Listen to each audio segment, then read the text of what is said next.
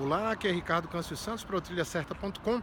Volto mais uma vez aqui de Moscou para responder uma pergunta da lista do Sérgio, né? Basicamente ele gosta de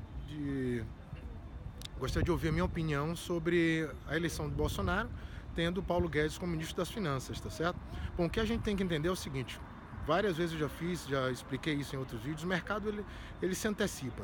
Então, por que você vê uma alta ou queda no dólar? Basicamente, quando você vê uma alta do dólar, né, do valor do dólar, da cotação do dólar, são muitos investidores estrangeiros saindo do país por algum risco ou alguma posição defendida por um candidato que está em altas nas pesquisas, ou seja, o mercado ele sobe ou cai muito mais seguindo as pesquisas do que basicamente o resultado em si das eleições. Ele antecipa, tá certo?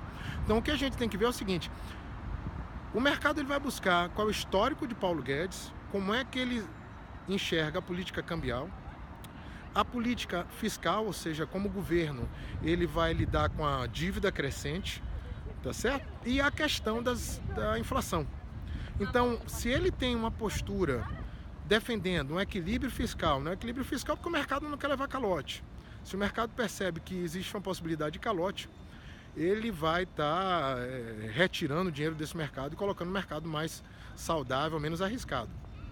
Se o mercado percebe que não existe uma política voltada ao descontrole inflacionário, então por que fugir desse mercado, já que o mercado tem uma política mais, digamos assim, que funciona economicamente falando, né? Historicamente a gente não tem observado uma política com alta inflação. A gente vê a estrutura da Venezuela agora, como a coisa está desandando lá.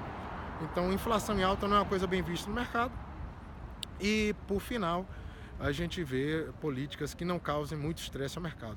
Então, se você tem uma política do Paulo Guedes defendendo esses 3 pontos que eu coloquei, você não vai ver uma alta do dólar muito forte, uma subida forte das eleições do Bolsonaro, né? Quando eu falo das eleições, das pesquisas, né? E você não vai ter um mercado inquieto. Então, basicamente, vai lá no Google, dá uma sacada aí no histórico, o que fala sobre Paulo Guedes, e você vai ver como o mercado vai ver Paulo Guedes, em termos macroeconômicos, tá certo? Isso é uma pergunta política, a gente abre o debate político, mas voltado à questão macroeconômica no nosso grupo. Seguindo os nossos termos de aceite, nós não trabalhamos com defesa de bandeira partidária, nada desse tipo. A nossa análise é macroeconômica e é nisso que a gente tem que focar nas próximas discussões que acontecerem no grupo, tá bom?